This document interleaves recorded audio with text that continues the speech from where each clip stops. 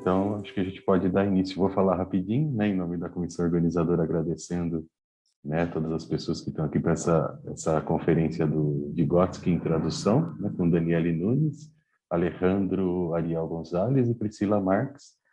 Agradeço também o pessoal, os intérpretes que estão aqui com a gente fazendo um trabalho maravilhoso, né, aumentando a nossa acessibilidade, pelo menos um pouco nessa conferência.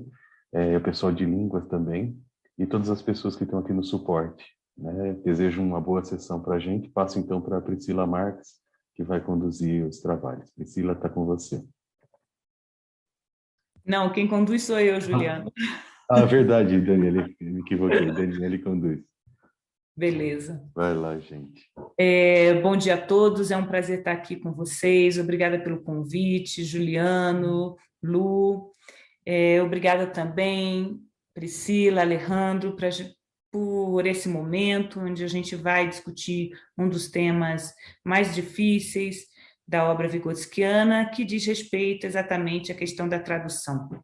Eu espero que todos vocês que estejam entrando na sala possam usufruir de momentos interessantes e eu vou ficar aqui atenta às perguntas que vocês forem fazendo ao longo das conferências.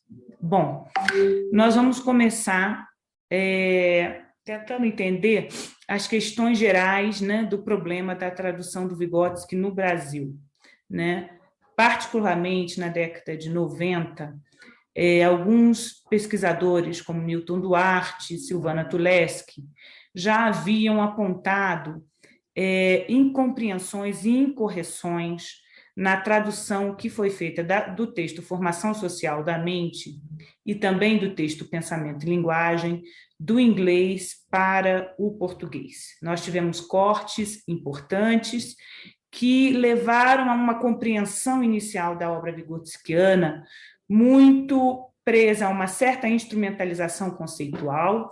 Isso pode ser visto muito claramente no conceito de zona de desenvolvimento proximal e também um problema de cortes que negligenciavam as ideias marxistas que sustentavam e que sustentam a teoria da perspectiva histórico-cultural.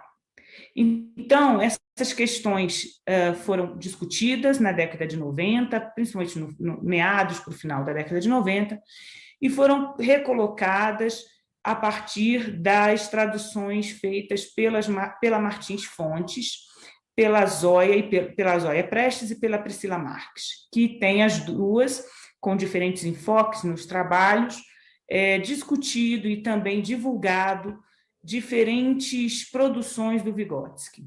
A Priscila, que está aqui conosco hoje, tem se dedicado aos estudos do Vygotsky na primeira fase de suas produções, muito ligado às questões da crítica literária, da crítica artística e da crítica teatral, enfim, tudo que Vygotsky produziu naquele contexto.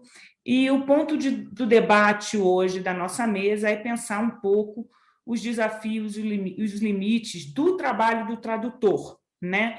E aí a gente conta também com a participação do Alejandro Gonzalez, que é um dos maiores tradutores do russo para o espanhol, e o Alejandro tem sido premiado por muitas diferentes instituições em razão do seu acurado trabalho de tradutor do russo para o espanhol. Depois eu vou apresentar os dois, mas isso é para dar uma ideia geral a vocês das discussões que nós vamos estar levantando aqui, tá? Se vocês estiverem de acordo, Priscila e Alejandro, nós começaremos o debate pela Priscila Marques, eu vou apresentá-la, e depois pelo Alejandro, e a gente abre a discussão para o público. Cada um tem 40 minutos de debate, de conferência, e depois, enfim, a gente segue o nosso trabalho. Então, vou apresentar a professora Priscila Marques. Ela é professora do curso de Russo da Faculdade de Letras da UFRJ, realizou estágios pós-doutoral na Faculdade de Filosofia, Letras e Ciências Humanas da USP, com pesquisa sobre a obra inicial de Vygotsky. Ela é bacharel e licenciada em Psicologia pela Universidade Presbiteriana Mackenzie, mestre e doutor em Literatura e Cultura Russa pela Faculdade de Filosofia, Letras e Ciências Humanas da USP. Atualmente, ela realiza pesquisas na área de literatura e cultura russa, com ênfase na psicologia da arte de Vygotsky e traduções de literatura russa. O doutorado dela também foi na Universidade de São Paulo, com um período sanduíche na Russian State University for the Humanities, orientada pelo professor Igor Shaitanov. O título do trabalho dela, de doutoramento, cujo título foi obtido em 2015, se chama O Vygotsky Incógnito, Escritos sobre Arte. Depois desse trabalho, Priscila tem traduzido vários outros textos em formato de artigos, muito desta época da produção vygotskiana, que tem sido muito importante para pessoas como eu, que trabalham com arte, teatro, drama e desenvolvimento humano. Então, a gente agradece pelo trabalho da Priscila, e eu estou aqui ansiosa, Priscila, para ouvir o que você tem a compartilhar conosco hoje. Obrigada. Obrigada, Dani. Eu que te agradeço pela apresentação generosa. Ansiosa para essa mesa. A gente tinha originalmente previsto a participação da professora Irina, né? Foi uma pena que ela não pôde estar aqui, mas, enfim, eu vou me esforçar para cumprir esse papel aqui à altura. Eu tenho uma apresentação para compartilhar, deixa eu ver se eu consigo fazer isso direitinho. Só um pouquinho, apresentar. Vocês estão vendo? Apresentar. Não estava a tela cheia, né? Agora sim. Uhum. Sim. Deixa eu ver se eu consigo diminuir isso aqui. Bem, então, eu vou falar um pouco de traduzir Vygotsky para o português brasileiro. Esse é um título grande demais, né? Eu só vou falar de tudo que está envolvido nisso. Eu selecionei alguns dos temas que eu acho que eu tenho condição e alguma competência para falar, e fico à disposição para a gente conversar depois sobre, enfim, outras dúvidas que possam surgir.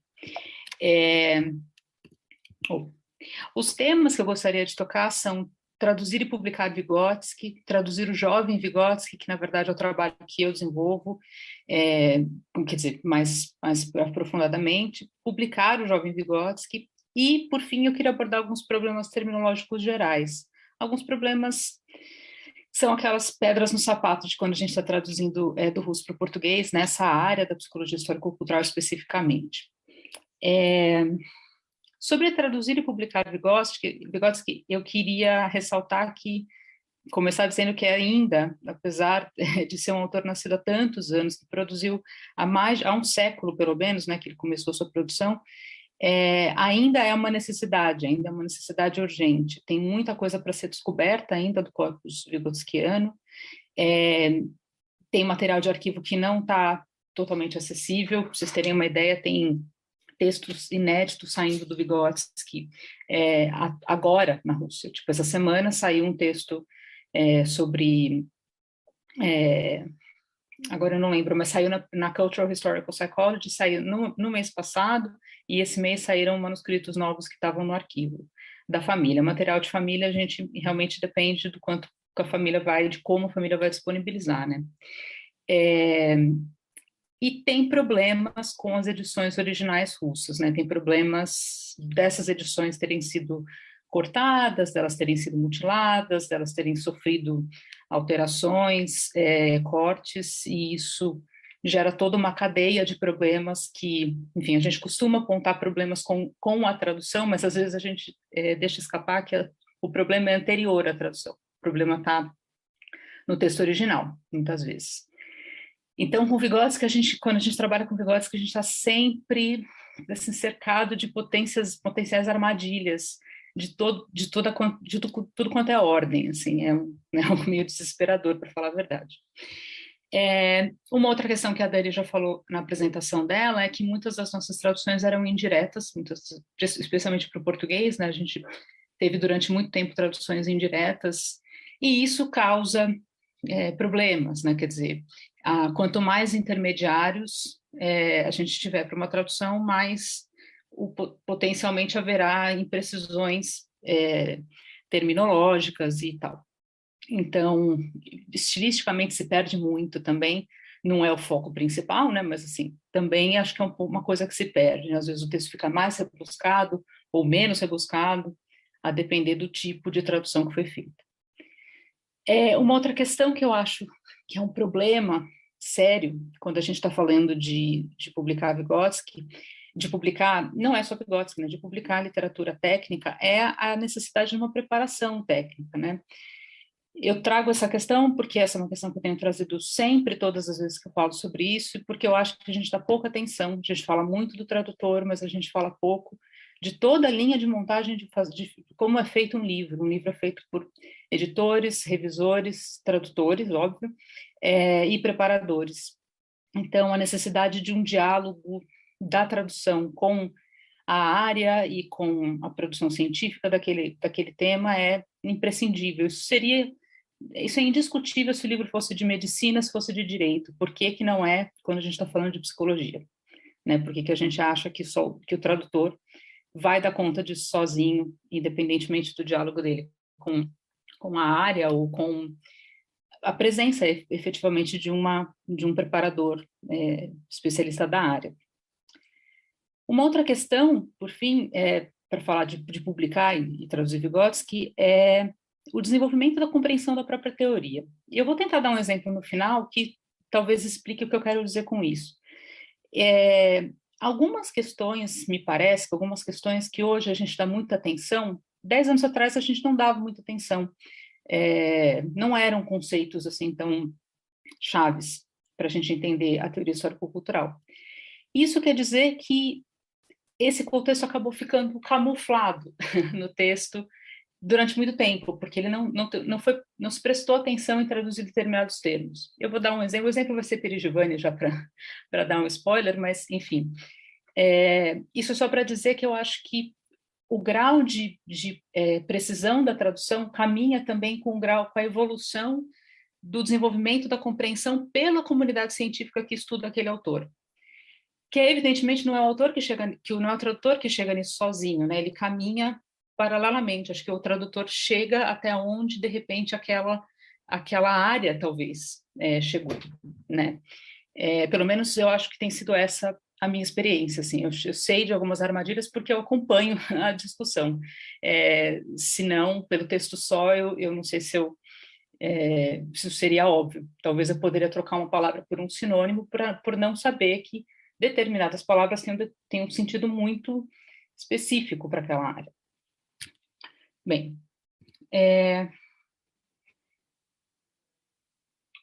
eu vou falar então agora da pesquisa que eu realmente fiz, né? Que acho que essa é a tradução que eu faço dentro de um contexto de pesquisa. Só gostaria de dizer que isso é uma questão, né? Existem traduções que a gente faz por encomenda, assim, uma tradução que alguém te pede, a editora te procura, você faz, e aquilo pode não ser o teu objeto de pesquisa. Você pode sequer ser um pesquisador e ser um tradutor, isso não tem nada de errado nisso, são atividades independentes. Mas tem aquelas traduções que a gente faz num contexto de pesquisa. Eu falo isso porque de onde eu vim, né, de formação de pós-graduação, que foi o programa de literatura e cultura russa da USP, essa é uma prática muito recorrente, não é uma prática plenamente difundida em todos os programas de pós, mesmo na letras, mas no russo costuma ser parte, assim, de 90% dos trabalhos fazer algum tipo de tradução.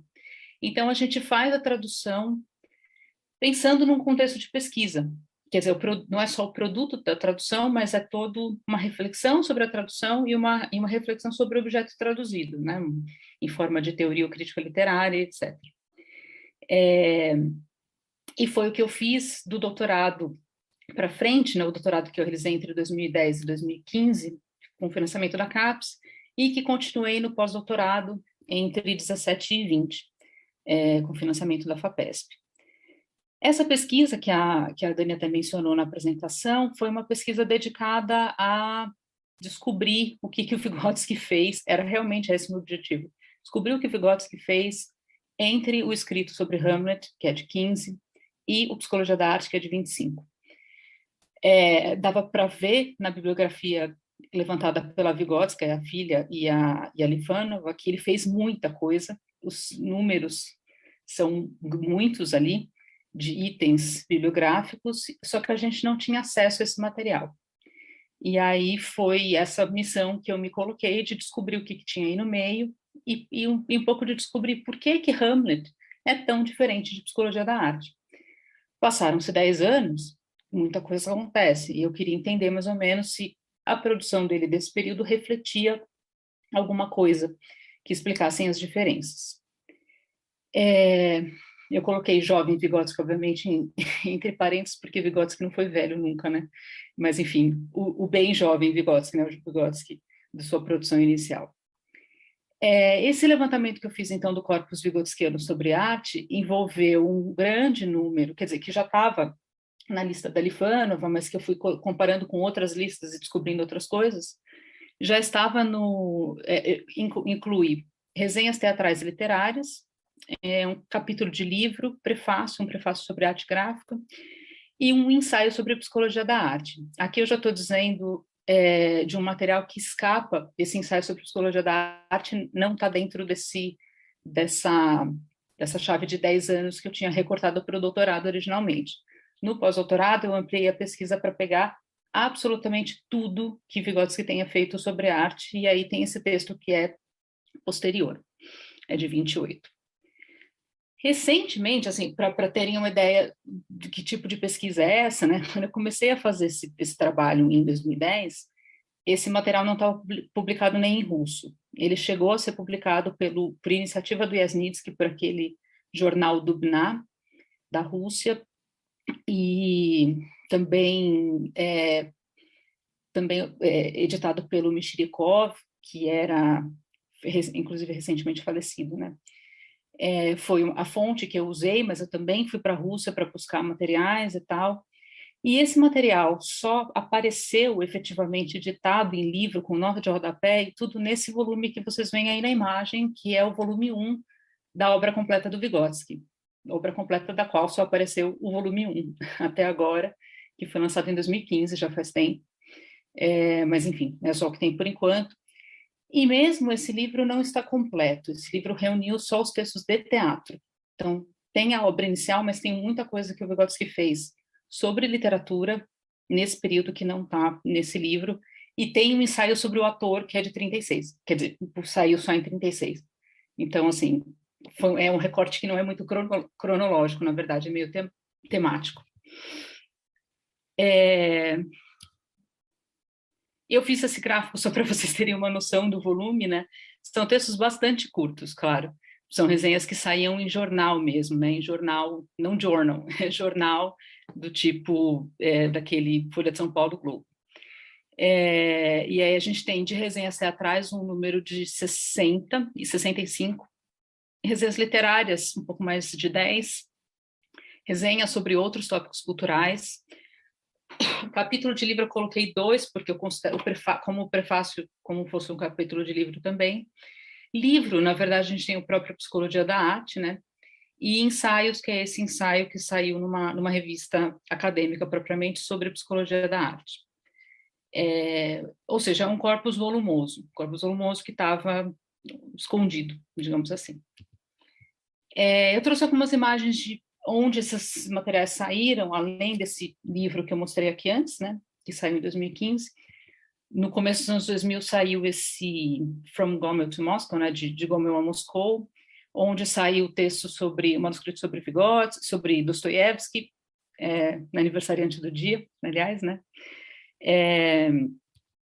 Tem esse material que eu recolhi lá nas universidades, nas bibliotecas russas, né, tipo o periódico Novo Put, o periódico Vieres, que foi o periódico editado pelo Vygotsky, né, ele fundou esse periódico para escrever sobre a vida cultural de Gomel.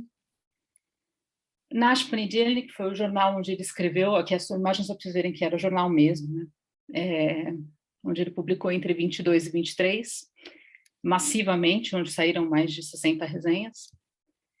Esse foi a arte gráfica de Borovsky, que esse artista gráfico era um amigo conhecido de Vygotsky, e Vygotsky foi chamado por ele para fazer o prefácio dessa reunião da obra dele, e esse é o artigo, a Psicologia Contemporânea e a Arte, que saiu na revista Sovietskaya Iskustvo.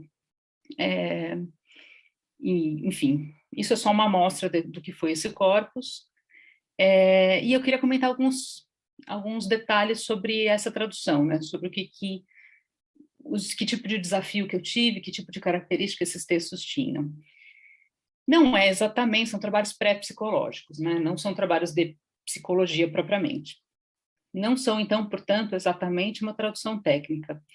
Aqui eu faço uma brincadeira com esse não exatamente, entre parênteses, era o título de várias das resenhas dele, ele chamava de não exatamente uma resenha.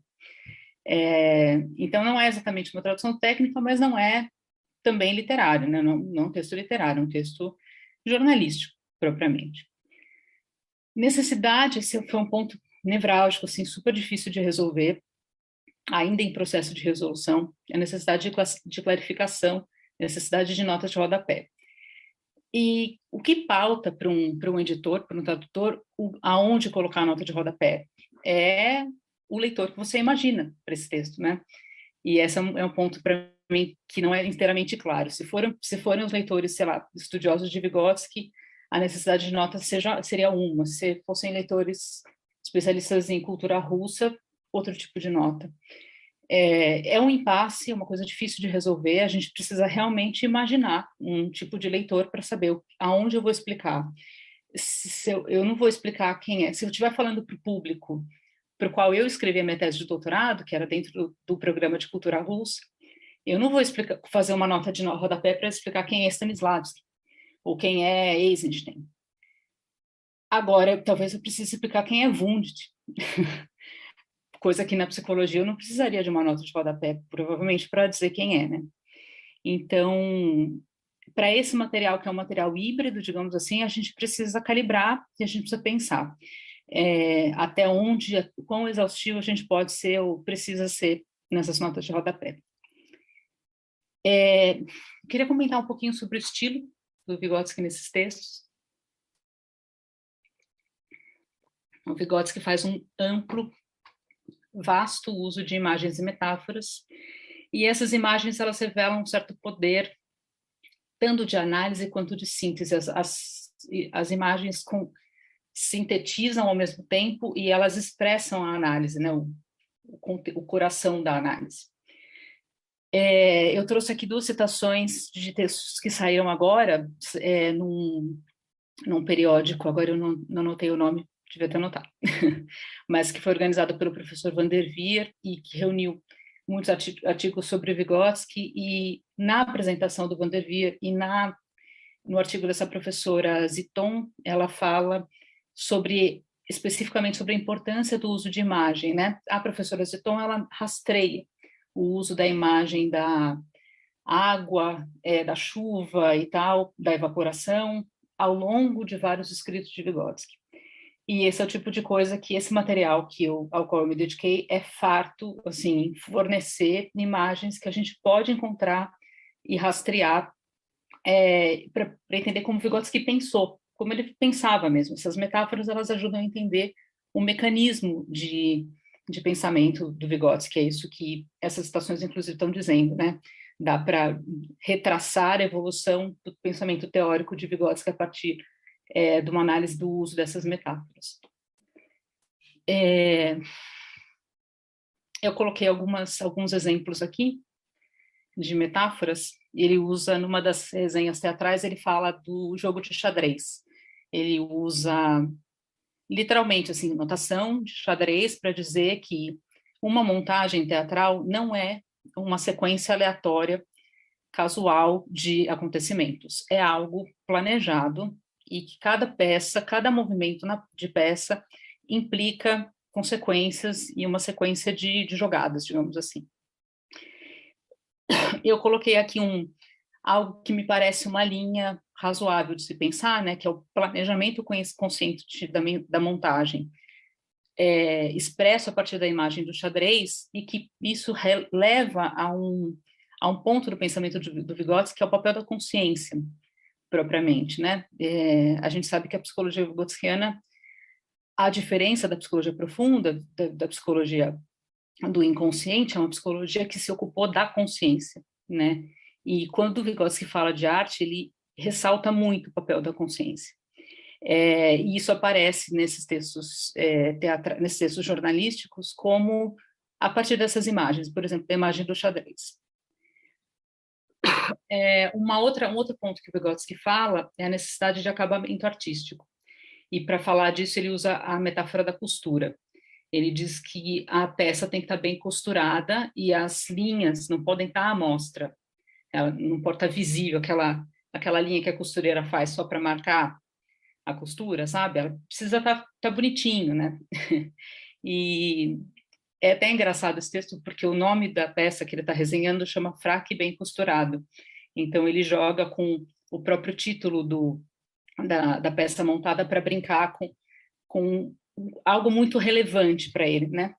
É preciso que a costura esteja bem feita, esteja bem feita para que a peça seja boa. Isso, quando a gente pensa na psicologia da arte do Vygotsky, isso leva imediatamente a pensar o papel fundamental que o Vygotsky atribuiu para a forma artística, que é o acabamento, que é o efeito que é produzido pela forma, né? Não é simplesmente ver por trás da forma qual é o conteúdo e dali, enfim, entender a psicologia da obra, não. A psicologia se dá justamente no embate entre forma e conteúdo, e a forma tem esse papel decisivo nesse mecanismo. Vygotsky fala muito também em patos trágico. Essa é uma imagem muito recorrente nas resenhas teatrais. E uma das imagens usadas para falar disso é da tempestade. O Vygotsky fala que a peça imbuída do espírito da tempestade, né, da força da tempestade, é capaz de transformar uma coisa, de repente, banal, em algo elevado. Esse tipo de pensamento está totalmente presente já em outros termos, já em termos de catarse e de reação estética na psicologia da arte, né? Aqui é só uma tentativa bem breve de estabelecer esse esboço, né, de como um determinado conteúdo se reverte em uma imagem e como isso encontra eco na obra futura do Vygotsky. Eu, evidentemente, estou me retendo aos temas mais artísticos, que são os que eu estudei mais, enfim, mas certamente isso daria para fazer novas continuidades, né? Há muitas metáforas bíblicas também, vocês já devem ter visto, né? O milagre da água em vinho, enfim, são muitas.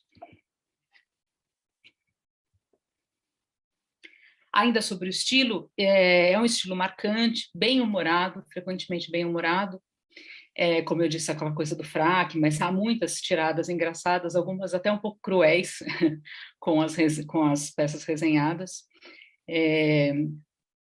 E eu entendo que essas imagens transmitem esse pensamento que é ao mesmo tempo analítico e analógico do Vygotsky.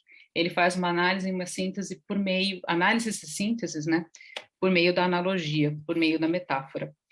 Eu tratei desse assunto num artigo, quem tiver interesse, ali eu dou exemplos e tal dessas imagens, num texto que saiu na Traditerme em 17. Foi muito importante também para entender esses textos do jovem Vygotsky, extrair desse corpus alguns temas, algumas ideias-chave, imagens recorrentes em escolhas de léxico, que palavras que eu notei que se repetiam e que pareciam expressar algo muito, muito profundo, né? Enfim, algo que estava ali na estrutura do pensamento dele sobre a arte.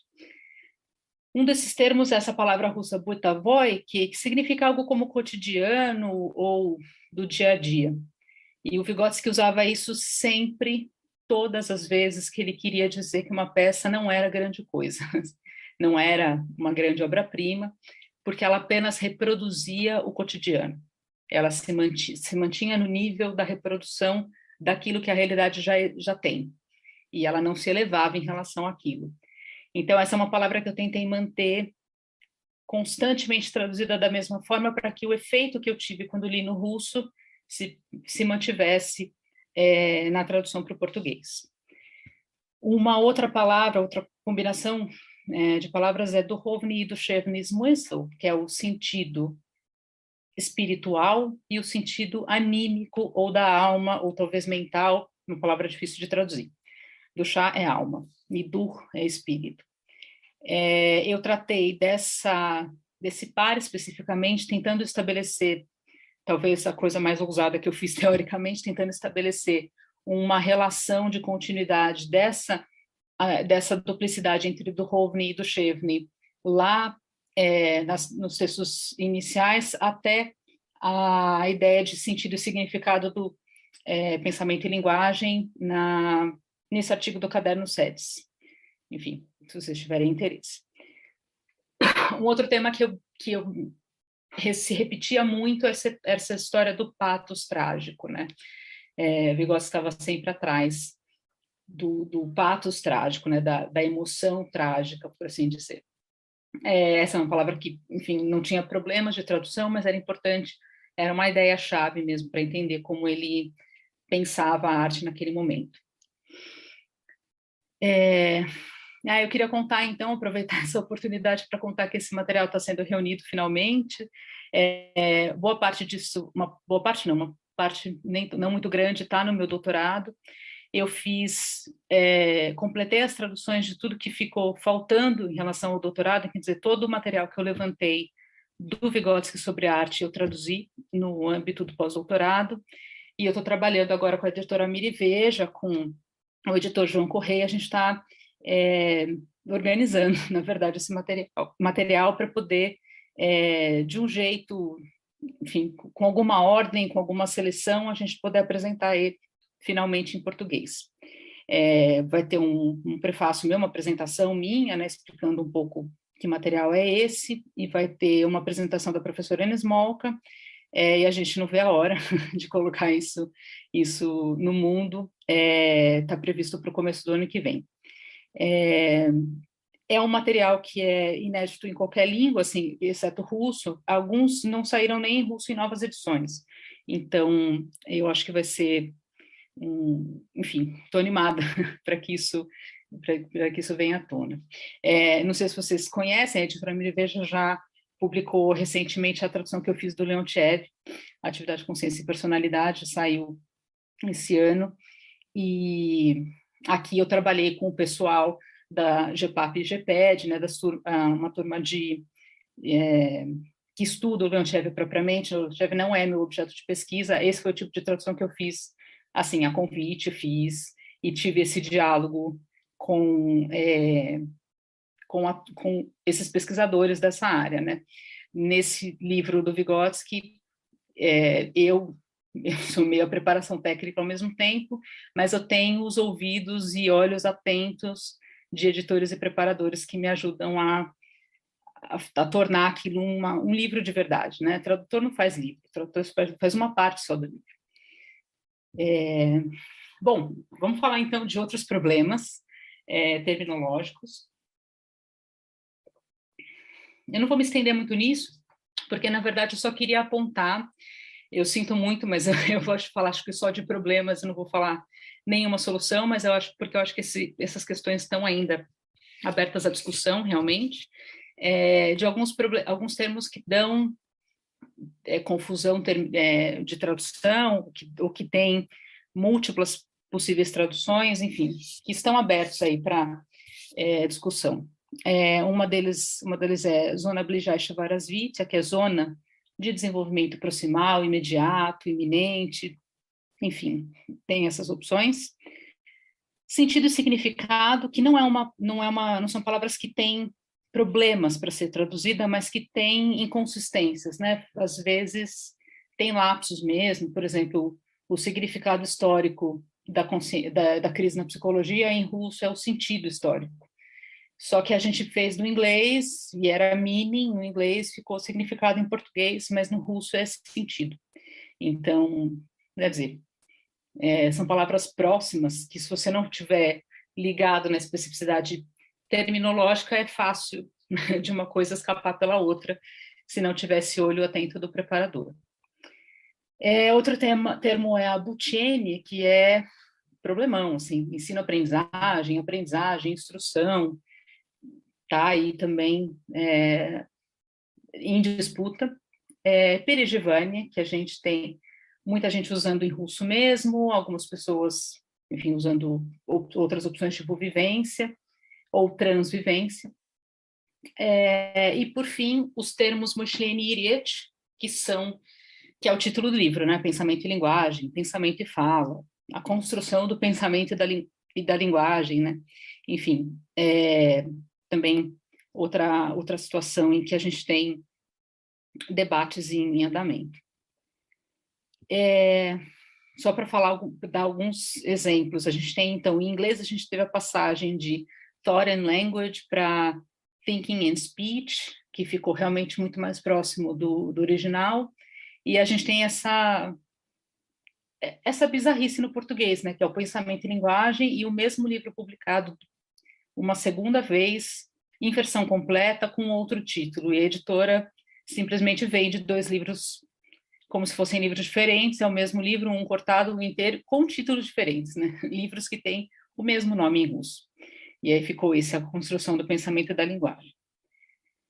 Mas aqui a gente não tem um problema de tradução, a gente tem aqui uma fé comercial mesmo, né? Assim, eles resolveram lucrar com 2 livros. Pensamento e linguagem vende muito, e, enfim, eles continuaram vendendo e publicaram um outro também.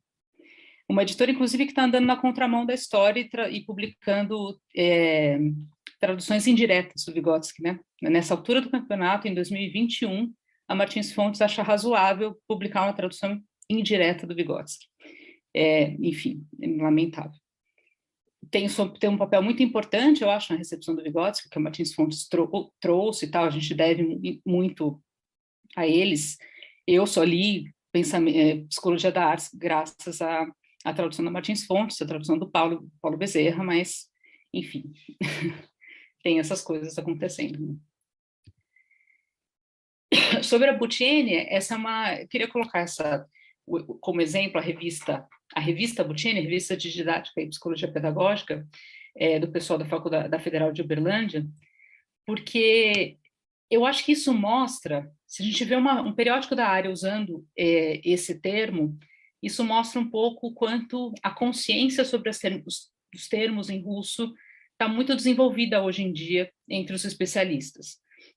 Mesmo que seja difícil estudar russo e nem todo mundo tenha essa disponibilidade e tal, dá para ver que, assim, eu, quando converso com pessoas da área, a maioria conhece um kit básico ali de palavras que são importantes para a teoria. Enfim, esse é um termo que dá essa multiplicidade de traduções também e que não está inteiramente resolvido também. Tem aparecido como aprendizagem, ensino-aprendizagem ou instrução. Sobre Perigivânia, eu queria mostrar, enfim, em inglês realmente parece que está definido que Perigivânia não vai traduzir, porque, de fato, acho que para o inglês talvez seja um pouco mais complicado. A gente tem a possibilidade de manter em português, a gente tem o trabalho, inclusive, da Daniele, orientado pela Dani, em que elas usam Perigivânia em russo. A gente tem a tese da Gisele, em que ela usou vivências, mas a própria Gisele usa Perigivânia no meio da tese, então, assim, ficamos aí entre essa possibilidade de traduzir ou de manter não traduzido.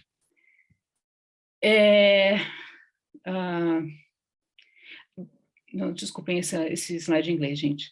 A tradução de Perigivânia em Psicologia da Arte e na tragédia de Hamlet, esse é um dos exemplos do que eu estava falando lá atrás, do crescimento da consciência sobre a teoria.